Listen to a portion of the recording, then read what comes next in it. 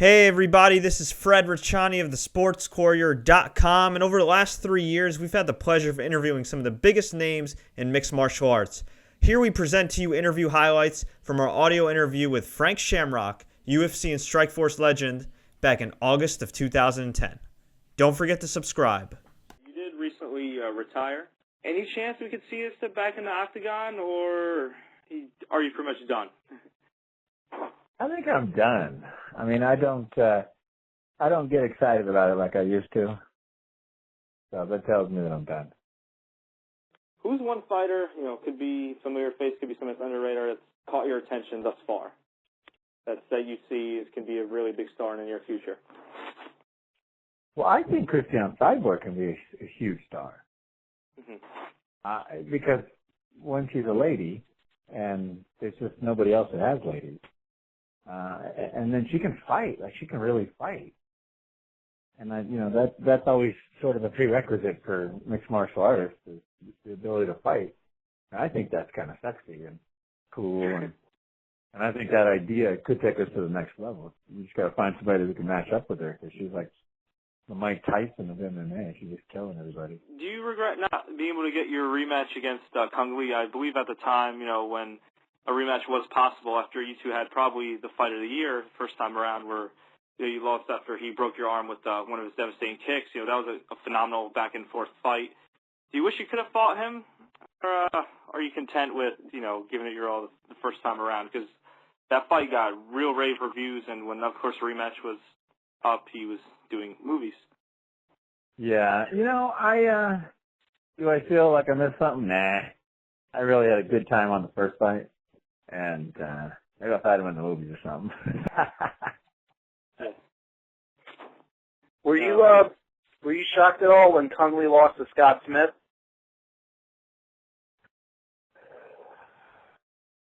I was shocked when it happened, but not just because it happened. I was watching it happen in front of me, so I was pretty concerned that it was going to happen.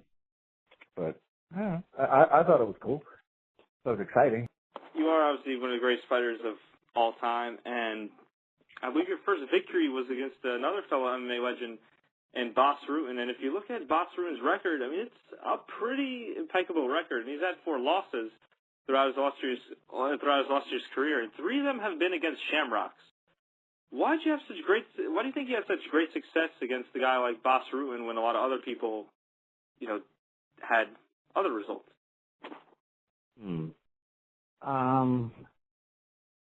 I think we were able to hold him down, like wrestling-wise or position-wise.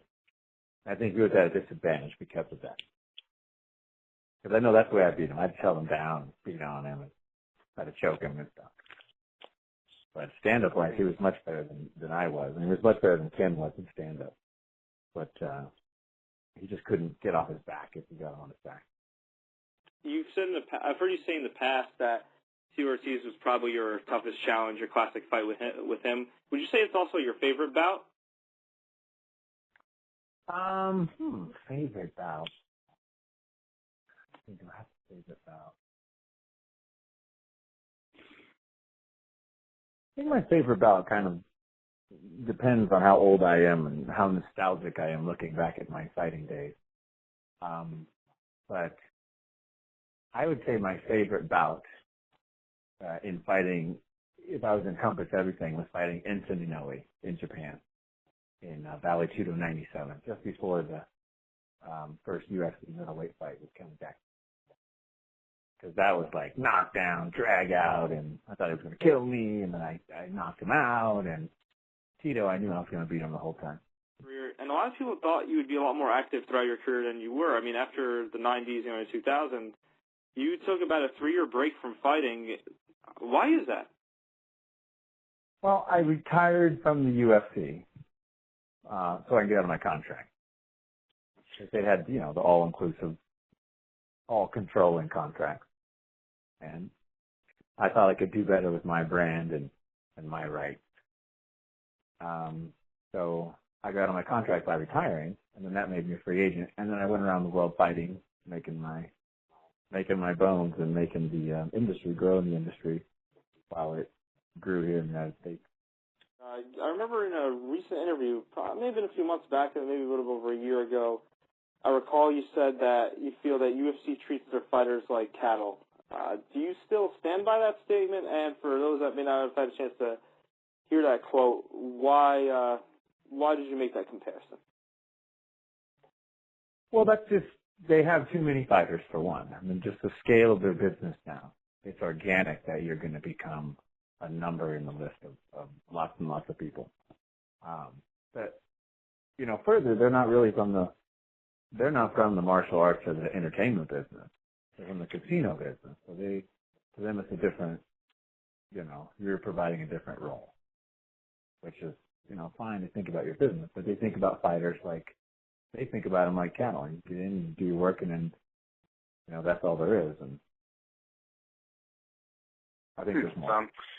The light heavyweight title, now it seems that in the UFC and Strikeforce it seems to be changing very frequently. I was wondering, what your opinion was on that, because, in Strikeforce, after Bob Lou won it from Bobby Southworth, then he lost it to Gregard Mousasi in his first title defense, and Gregard lost it to Muhammad Lawal. What is it about the 205 that it just seems like the title is just changing frequently? Is the level of competition that high up there? It's a very slippery title. I think, and that 205 class is so high functioning that I just think the probabilities are so high. Yeah, because it just seems like in the early days, yourself, you were technically the first UFC light heavyweight champion. You, Tito, and Chuck were able to defend that title multiple times, and it just seems like, in current events, it's just like, if you're a 205 champion, there's a good 50-50 chance, or even a 75% chance that you're just going to lose your belt in your first title defense. Yeah, that's the hard thing. And we're, the idea of the sport and the idea of the art, which is correct, is match the toughest guy with the toughest guy. So it's inevitable. The probability is so high. That's why if you can do it 2 or 3 or 4 or 5 times, you're a super stud. And how's your relationship with Cung Lee? I know actually, how's your relationship with a lot of other fighters, particularly the ones that you've faced in the past, and now all of a sudden, you're a commentator, you're around them all the time. A guy like Cung Lee, I remember in one interview, to paraphrase, he said that he's not a very good actor and he's not great on camera. Is it difficult for you to work with these guys that you kind of trash talk in months prior, or is it just business and everybody acknowledges that? Nah, it's all business. Plus, I talk to them before and after and stuff. And no, I'm on to a new job, so I try my hardest on this job and the rest of it. It was a little weird between the transition, when I was first commentating and fighting. I have to admit, a little strange then. But since I've retired, it's no big deal. What's your thoughts really on the state of MMA right now? Overall, I guess we start out with, American MMA, of course, which is, particularly the 2 big companies, UFC, Strikeforce, to a lesser extent, Bellator. And also, what's your thoughts on Japanese MMA, which slowly but surely seems to be getting more relevant by the day? Well, I think, as crazy as it sounds, I think we're all the way back to where we started from, which was, except for now it's legal in every sport, in every state. Before it was illegal in most states. Now it's legal in most states. But we're doing UFC versus boxing. Really? That's where MMA has come. We're back to the beginning when they were doing karate versus judo. So some things are good and some things are bad. I think the Japanese MMA scene is coming around. I think the Brazilian MMA scene is exploding, and Russia and the rest of the world, Korea. I think the global brand of MMA is exploding. I think UFC is taking it over. But I think it's going on a pretty good path. And I think if people keep the course and keep the faith, we'll end up in the right spot, which is doing martial arts while we're beating each other up in the cage. Yeah, and I'm wondering this personally. I know your brother Ken. He had some pretty good success in professional wrestling. I know there was a period where you weren't really fighting. Was professional wrestling ever an option for you? And if you did step into the professional wrestling ring, do you think you would have had the level of success that Ken had, or greater, as like say maybe a guy like Kurt Angle? Let me think here. I got opportunities. I went to see ECW back in the day, and they tried to recruit me. I did a bit in Japan for U-style wrestling. That was cool, which was stiff pro wrestling. But no, I mean, I got right away the damage that happens to your body on the impact, and you know, my body, I got a broken back. I got a spondylolisthesis, which means that my spine moves forward and backwards because I've broken my vertebrae when I was a kid. So they told me a long time ago I shouldn't be doing any impacting and whacking my spine, and contact sports were out the window. So I've always looked at my body as sort of this machine that had X amount of years to it. And when I went and saw the ECW, it was Nightmare and what was it? Nightmare on Halloween in New Orleans. And Rob Van Dam was doing like triple flips into the second row, and they were doing like 5 table breaks. And I looked at my wife then, and I was like, hey, we got to get out of here. This stuff is crazy. And that's the closest I ever came to it. Yeah, that was just nuts to be banging the body like that. And I knew I wouldn't be able to withstand that very long. And just going back to Japanese MMA, Dream has been considered to be like on the ropes, they're on their last legs. Since Strikeforce does so much business with Dream, you guys have the whole fighter exchange going and everything.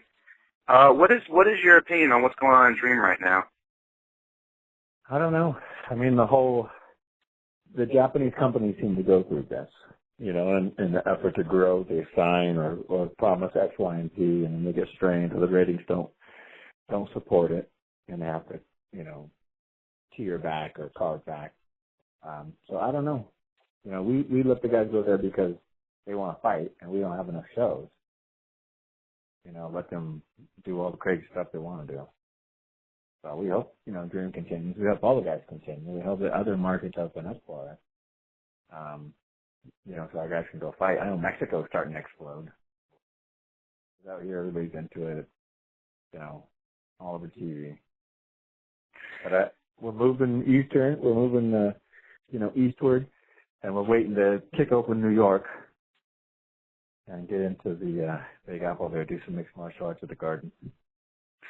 So obviously, like any other MMA promotion, you guys are really pushing for MMA to be sanctioned in New York. Oh yeah, well, it's the last state, and it's the most important one, media and marketing wise. So what do you think? What do you think's taking them so long? I mean, this is obviously not that big of an issue. You know, you think it should be like, all right, guys, you know, we want to sanction MMA. All in favor, say aye. You know, what's taken so long, in your opinion? Well, New York is very conservative, as modern and fast-moving as they are. They're actually very conservative in their thinking, and the state is very big. So, you know, the idea of people fighting in a cage and Dana White and all his craziness, and frankly, it's a little much. And as much as Strikeforce is doing, as far as we've come, UFC and Dana White are still the face of mixed martial arts. And that's a problem. So you really think that Dana White and the UFC, in a sense, is kind of holding MMA back a little bit? I do. I think they're the biggest asset to our growth, and currently he's the biggest, you know, thing restraining our growth to the mainstream. My personal opinion. So what direction do you think MMA is going to go into? I mean, say if Dana White and the UFC weren't in the way, per se, what direction do you think MMA would go? Well, I don't think they're in the way. I just think they're, you know, we're going down a path that's going to, you know, we're going to meet the same barriers that we met a long time ago when we did this a long time ago. But the direction I think we should be going is, look, these guys are artists and they're entertainers. We get that. And the entertainment is fighting. We get that. Sanctioned, it's regulated, it's a sport. And it should be presented that way. You know, it's an art form. It's not, you know, guys tattooed fighting in a cage. It's artists, guys doing their thing for whatever reason that is. MMA, you've been one of the few guys that's really bounced back from retirement. So a lot of guys, professional athletes in particular, when they retire, they have a hard time filling that void. Why have you been so successful in your non-MMA endeavors as opposed to guys like, well, I guess any fighter really, say guys like Antoine Walker in basketball, or, you know, there's so many other guys I just can't think off the top of my head, but you see it all the time. Guys that retire from basketball, guys that retire from football, guys in MMA, they seem like they're shells of themselves after they retire. Why have you been able to bounce back, and why do you feel like other guys can't seem to fill that void once their professional athletic career is over? Well, you know, I retired the first time in 1999. So I have a lot of experience being retired. Because my first retirement was sort of a take control, retire / you know, do your thing. But I've always planned for that. I mean, I had a limited lifespan on my body. I knew that. And even though the hardest thing about having talent or being talent is you don't know how you got it. So you don't respect it. And then suddenly one day it's gone. And how do you plan for that? You can't explain to someone how you got it. You just have talent. So most of these guys have no clue what they have until it's gone. And then they're like, dude, it's all gone. And then the money goes. So I was broken from the beginning and always planned for it. And then all my mentors and all my teachers, God bless them, made millions of dollars. And we're all flat broke. Well, wow. Well, since you mentioned about your mentors and teachers, what's your current relationship with Ken? Do you guys have a strong relationship? I mean, since he brought you into the whole thing to begin with? We have the same relationship that we started with, which is not at all. I never talked to him. Oh, so you guys are pretty much very distant then? Yeah, I've never had a serious conversation with Ken that didn't involve, you know, money or drugs or women or training. Yeah. So never received a Christmas card, a birthday card, or anything like that. Oh, boy. Sounds like me and my brother. Yeah, you know, it's the usual family experience. But, you know, he trained me, he's a heck of a fighter, and a lot of respect for him. He's doing his thing, and we love him. We just don't hang out with him because he gets himself and everybody else in trouble. Don't forget to subscribe and check out all our MMA interviews.